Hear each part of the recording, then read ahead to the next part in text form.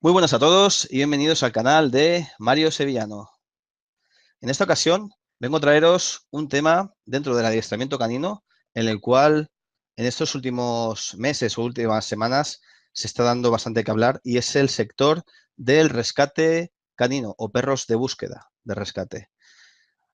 Es por ello que hoy tenemos a nuestro invitado Rubén Jiménez, que él pertenece a la unidad IPA K9 Rescue en la agrupación Penedès Garraf. Muy buenas, Rubén, ¿cómo estás? Buenas tardes, Mario. Bueno, pues lo que comentábamos hace un momento, él es Rubén Jiménez, pertenece a la agrupación de rescate canino de Penedès Garraf. Y bueno, Rubén, me gustaría para empezar que nos explicaras un poco pues quién eres tú, un poco tu currículum también, para que la gente conozca cómo una persona en el sector del rescate está preparada, qué tipo de titulación tiene que tener. Pues empecé con el mundo del rescate canino a través de lo que es el adiestramiento civil, el conocer un poco, todos tenemos mascota, empezamos con el tema de educar a nuestra mascota dentro de nuestro ámbito doméstico. A partir de ahí vamos viendo cómo nos interesa lo que es la comunicación, el feedback con el perro, y ahí se nos abre un mundo de especialidades. A veces el azar hace que optes por una especialidad u otra. Siempre hay especialidades que son más del ámbito policial o el ámbito de las fuerzas y cuerpos de seguridad del Estado, y hay otras especialidades que se abren al abanico de lo que es el ámbito deportivo, o están en el ámbito de lo que es la ayuda o el voluntariado. Entonces, pues a través de lo que fue una mascota, empiezas a trabajar con el perro y empiezas a conocer gente que ya ha probado otras especialidades. Yo a partir de ahí contacté con una protección civil, una agrupación de voluntarios, y allí me iniciaron lo que es el trabajo de contacto o de feedback con el perro, que es un poco más específico.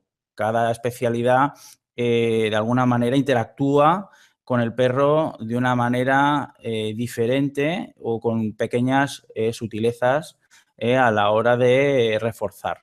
Entonces, vi que el perro se sentía interesado por este tipo de trabajo y, bueno, pues inicias todo un proceso de aprendizaje que me llevó a contactar con IPA, ¿vale? IPA es una asociación internacional policial en la que la mayoría de sus miembros son de las fuerzas y cuerpos de seguridad del Estado.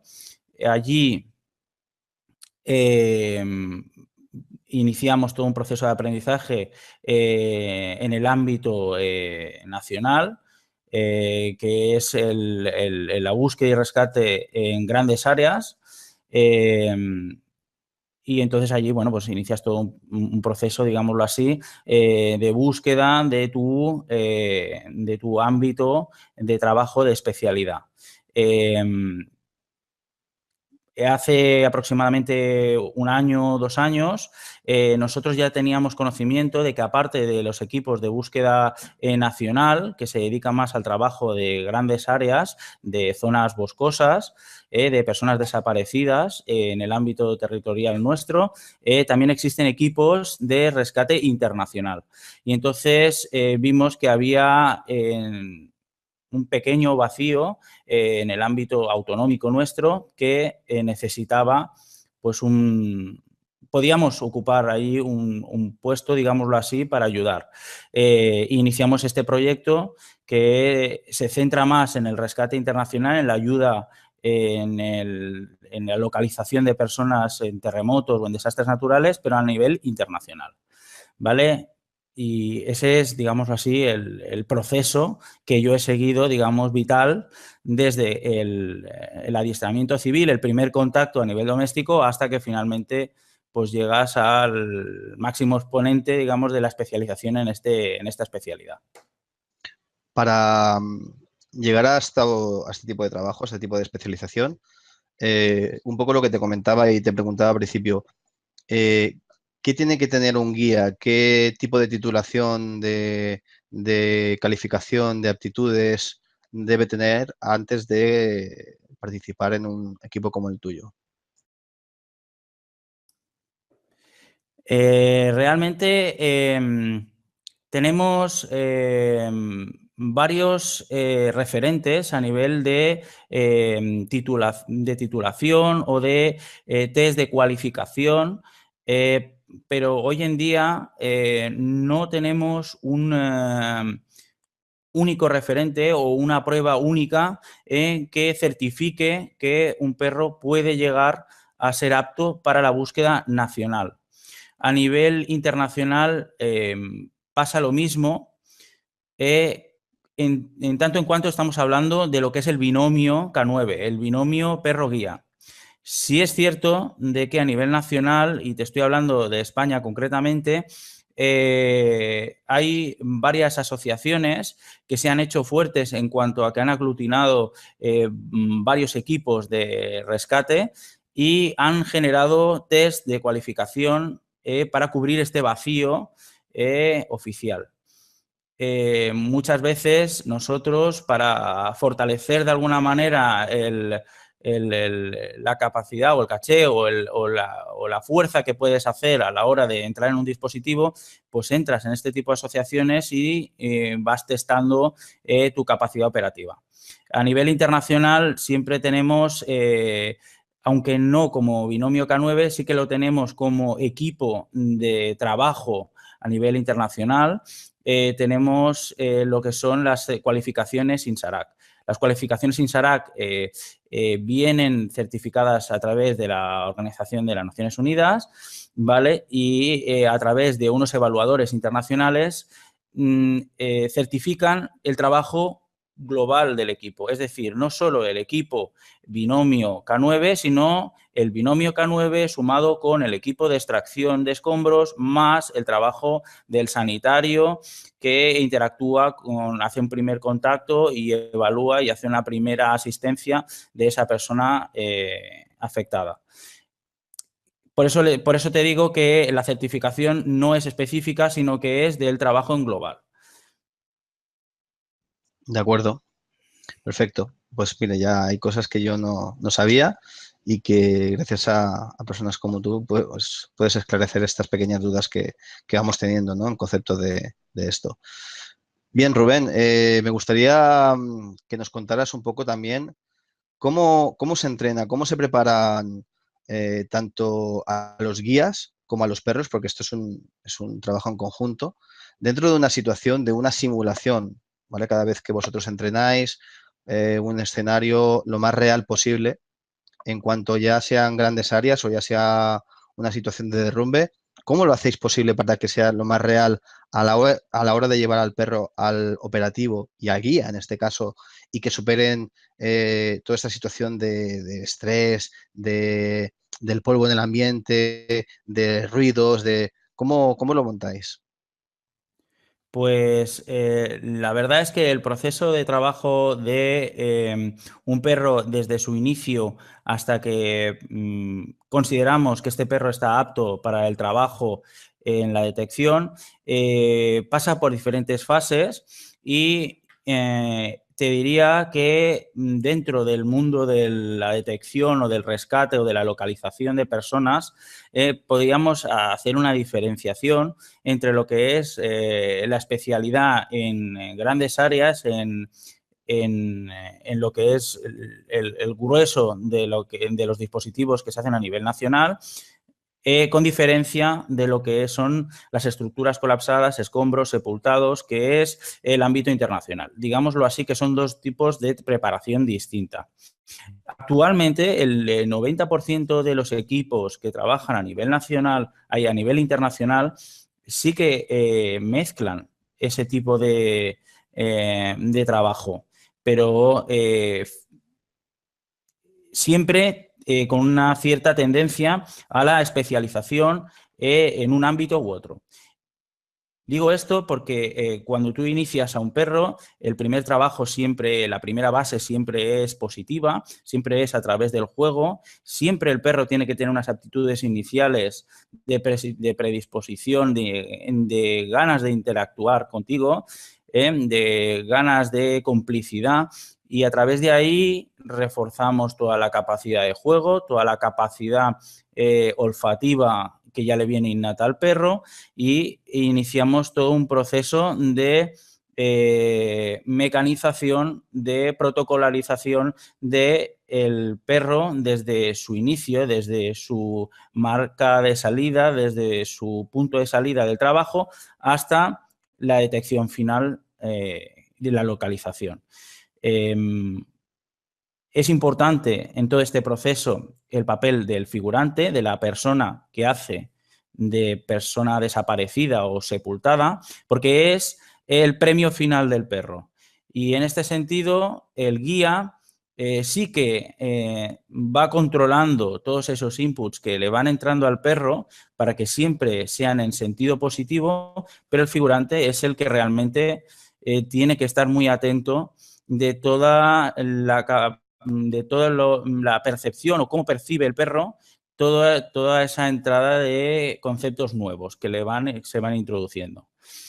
A nivel internacional, y es a donde yo te decía que hay una gran diferencia, es que la propiocepción del perro, la capacidad del perro para moverse por una zona inestable, no se da de búsqueda en grandes áreas. Estamos hablando de que es montaña, puede ser más tupida, menos tupida, más cerrada, menos cerrada, pero no tiene una superficie inestable como puede ser en un escombro. Esto quiere decir de que el perro tiene que también sumarse a todo este proceso de aprendizaje, un proceso de aprendizaje de propiocepción, de conocimiento de sus propias capacidades y de trabajo de agilidad de forma autónoma dentro de una zona que no es segura. Que no es segura y además totalmente irregular, ¿no? Porque hay agujeros, hay saltos, hay filos, hay metales, hay cristales, hay todo tipo de materiales que el perro tiene que tener un poquito ya conocidos para que luego a la hora de tener un escenario, una situación real, además de lo que es el terreno en sí, que es lo que comentaba antes, pues no haga ningún tipo de rechazo, ¿no? Y que le desconcentre del trabajo que tiene que hacer por parte, sobre todo, de su guía y de la mecanización que ya lleva innata en sí a través de los entrenamientos. Por eso te comentaba que, aparte de eso, yo creo que también en vuestro trabajo el perro y los guías tienen que estar también preparados a soportar una situación de estrés y de presión como es la de un operativo real, ¿no, Rubén? Sí, en este sentido sí que se va trabajando lo que son los simulacros, lo que son exposición al estrés tanto del guía como del perro, tanto en la saturación a nivel de ejercicios encadenados como en la exposición a un tiempo prolongado de trabajo, que puede durar desde el ejercicio individual como puede ser la cadena, digamos, de ejercicios, alargándolo varias horas. El perro realmente tiene que ir progresivamente adaptándose a estas condiciones que son muy poco favorables para la detección, pero siempre trabajando el sentido positivo del ejercicio. Siempre buscando el equilibrio entre el estrés que esto le expone al que se le expone, sin perder el sentido positivo del trabajo, la intensidad buscada desde la perspectiva positiva. En nuestro caso, sí que como guía, tú antes me preguntabas qué aptitudes también nosotros, no solamente el perro, teníamos que tener y la exposición al estrés. Siempre se entiende que si el perro tiene que entrar en una zona no segura, a pesar de que hay unos mínimos de seguridad y nosotros intentamos no entrar en zonas donde hay peligro de escombro por la máxima que se suele decir de que no aumentar el riesgo, el peligro en una zona donde tú vas a ayudar, no generar un problema mayor cuando entras en una zona en la que vas a ayudar. Sí que a veces tenemos que acercarnos a zonas donde sí que hay escombros, sí que hay zonas inseguras y eso te exige un mínimo de condición física. Eso a nivel físico y a nivel mental, obviamente, de la misma manera que el perro está soportando un estrés, nosotros también hay equipos de extracción esperando, hay una presión porque esa detección positiva no sea un falso positivo. Hay a nivel nacional no pasa tanto, pero a nivel internacional hay fuerzas de seguridad que están en el lugar para garantizar nuestra seguridad, pero que están viendo como un perro ha marcado un positivo y hay una tensión en el ambiente y pues, finalmente tienes a las víctimas.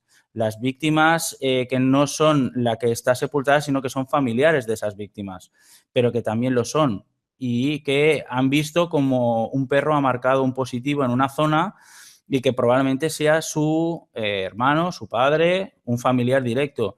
Esa presión hay que saberla digerir, no hay que saberla, hay que intentar evitar transmitirla al perro. El perro ya tiene bastante presión trabajando en estas condiciones, con el tiempo que lleva trabajando también, con ese estrés, con ese cansancio. Entonces hay que intentar filtrar todo eso y eso es un trabajo casi te diría 100% del guía. Sí, sí, por supuesto. Yo, por mi propia experiencia, por ejemplo, yo estoy en el mundo del hipo, del trabajo deportivo, no sé si lo conoces, supongo que sí. Y es una disciplina también, bueno, son 3 disciplinas y cada una tiene su dificultad adquirida, ¿no? Y en cuanto a donde tú a lo mejor sabes que el perro peca más, tú como guía tienes que intentar en ese momento, sobre todo en una competición me refiero, ya en una prueba, pues bueno, tienes nervios, pero una competición es mucho más importante porque siempre se exige, se requiere más. Y ahí en esos momentos puntuales tienes que saber también estar muy bien preparado psicológicamente para no transmitirle esos nervios, ese estrés al perro, porque eh, el perro es el reflejo tuyo en cuanto a nivel emocional. Y todo lo que, o gran parte de lo que tú tienes, se lo pasas a él y él lo demuestra a la hora del trabajo. Pero sí, sí, sí que es verdad que hay que estar bien preparado y en este caso, a la hora de un operativo, con todo lo que tú me dices, tiene que ser brutal la presión que tiene que haber, sobre todo en el peso del guía. En esos trabajos de detección, Rubén, se, se hacen de forma individual, es decir, se trabaja solamente el binomio dentro de la situación o hay todo un equipo detrás que lleva a cabo todo esto.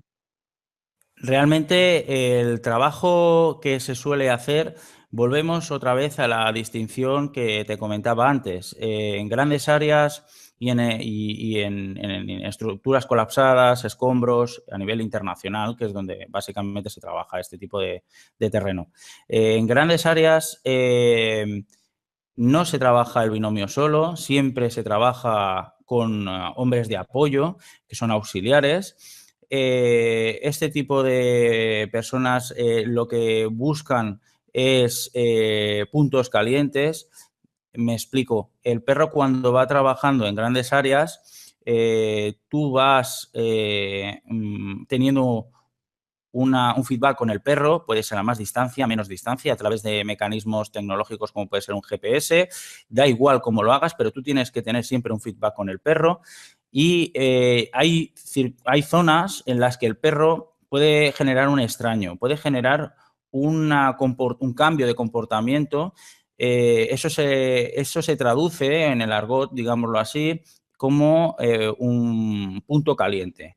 El perro no lo identifica como un positivo, pero tampoco lo descarta. Entonces, Para eso está el auxiliar. Tú tienes que seguir trabajando, tú tienes que seguir pendiente de mantener este hilo comunicador y tú mandas al auxiliar para que él te vaya confirmando estas zonas en las que tú no puedes desdoblarte.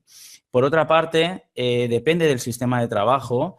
El que no trabaja con el sistema tecnológico, con el sistema de localización por GPS, suele trabajar con auxiliares que los usa de baliza o pivote y que sirven de referente para el perro como zona límite en la que tiene que trabajar, como si se parcelaras la zona de trabajo. Esos auxiliares no solo sirven de baliza para el perro, sino que te sirven a ti para que sea un punto donde tú puedes realmente ver la orografía, si hay un precipicio, si hay un cortante, si hay una zona no segura, si hay un corrimiento de tierras, si esa zona es peligrosa por el tipo de maleza que hay. Mil circunstancias que tú no puedes porque tú estás en una zona retrasada viendo cómo trabaja el perro, sí que lo puede ver. Y él siempre va teniendo contacto contigo. En este sistema de trabajo, el equipo no solamente es el binomio K9, sino que también necesita del apoyo de una o dos personas más. Y finalmente hay otro tipo de figura en lo que es la localización en grandes áreas, que es la persona conocedora del terreno. Es muy importante porque cuando no se trabaja con GPS, tú no tienes un conocimiento certero de los caminos, los atajos, los cortantes, las zonas de paso habitual. Normalmente el que conoce el terreno siempre te puede dar una referencia y a veces cuando tú estás trabajando con el perro sí que puedes incidir más en unas zonas que en otras. ¿Para qué? Para economizar el trabajo del perro, para hacerlo más eficiente, para no empezar a trabajar a ciegas, a lo loco y sin pensar. Por eso el trabajo del guía tiene que ir un poco como un gestor. Va gestionando el trabajo del perro, va dosificando el trabajo del perro para no quemarlo muy tempranamente, para que el perro vaya filtrando todos esos inputs que le van entrando y al mismo tiempo tiene que tener, es gestor de este tipo de figuras, el auxiliar, el conocedor del terreno o bien en algunos sistemas de trabajo las balizas o pivotes. En el caso de que trabajes con un localizador GPS, muchas de estas figuras no las necesitas, simplemente necesitarás a un referente para lo que es el conocimiento básico de las zonas calientes o zonas o puntos calientes o bien por si hay algún conocimiento del terreno de paso habitual, que eso no te lo dará un dispositivo. Mucha ayuda humana la eliminas y te apoyas más en lo que es la planimetría que te va dando el localizador GPS en la pantalla y la baliza que lleva en el collar el perro, que la va recibiendo en el dispositivo también. Entonces eliminas mucho la figura humana. Y por el otro lado, a nivel internacional, es otro sistema de trabajo totalmente distinto. ¿Por qué? Porque la zona es mucho más acotada, siempre te asignan una zona que perfectamente la podrías delimitar por elementos físicos, porque normalmente son edificios, son zonas muy acotadas y ahí sí que necesitas auxiliares que vean el trabajo del perro. Cuando se trabaja en estas zonas, por una cuestión de seguridad, el perro normalmente no lleva ningún collar, no lleva nada encima por el riesgo que existe de que quede atrapado en una varilla o que quede atrapado en algún elemento extraño y pueda llegar a estrangularse o a hacerse daño. ¿Qué quiere decir esto? Que entonces el perro va trabajando, se encuentra con unas... los auxiliares se ponen en las zonas límite y van viendo cómo el perro va entrando en zonas en las que tú a lo mejor no puedes ver, no tienes contacto visual con el perro. Tú solamente lo has mandado a la zona. Entonces, ellos, los auxiliares, te van guiando y te van dando una idea de en qué zona está trabajando, si es una zona de escombro no segura, si es una zona segura, si es una zona en la que tienes que recuperar al perro para trabajarlo, si hay algún túnel o hay alguna galería que ellos ven y te dan esa información para que tú mandes al perro. Y ellos van trabajando esa información y te la van trasladando a ti. A nivel internacional allí no hay localización GPS con el que puedas visualizar todo esto. Entonces, ahí siempre la figura humana sigue trabajando un papel muy importante. No, no, es increíble, sobre todo lo que relatas, el sistema de trabajo y la gran diferencia que hay tanto de una parte a otra, es decir, del sector de grandes áreas, que ya tiene su dificultad añadida, lógicamente porque son espacios abiertos, irregulares y demás, pero claro, el tema de internacional, es decir, el de derrumbe, de escombro, ya ahí la dificultad ya como que se multiplica por 20 en todos los sentidos. En cuanto a lo que tú comentas de que no hay contacto visual con el perro, las dificultades añadidas, todo se complica, se riza el rizo, ¿no? Como que se dice. Ese tipo de perros que se preparan para operativos reales, ¿cuánto tiempo se requiere de entrenamiento para que están preparados para un operativo real? O sea, es decir, ¿cuándo se sabe que este perro y este guía están listos para participar en un operativo? Perdón, Rubén. En este sentido, claro, volvemos otra vez a las pruebas de homologación o test de certificación. Aquí el problema que tenemos, volvemos a lo mismo, no hay nada unificado, no hay nada realmente único y válido. Si vuelvo a hacerte mención a las pruebas INSARAC, que estas sí que sirven, pero la evaluación es siempre a nivel muy genérico. Pero nosotros como equipo no tenemos una certificación en la que nos podamos apoyar a nivel oficial. ¿Eso qué quiere decir? Pues que el guía y el equipo tiene que generar una serie de ítems, una serie de puntos que tiene que ir solventando el perro y el guía y el binomio, y esto lo vamos viendo a través de simulacros, de ejercicios reales, de trabajar en zonas, cambiando de zona para exponerlo a circunstancias distintas, de distractores, de elementos lo más reales posibles, que puedan generar un entorno lo más real posible para que nosotros podamos ver qué evolución va teniendo no solo el perro, sino también la capacidad resolutiva del guía delante del estrés, frente al estrés. Muchas veces hay que tener en cuenta, y esto no sé si lo he comentado antes, que frente al estrés los comportamientos cambian. Frente al estrés, lo que es un marcaje de libro, un marcaje es el ladrido, un marcaje de libro no se da, o si se da frente a la fatiga, no se da.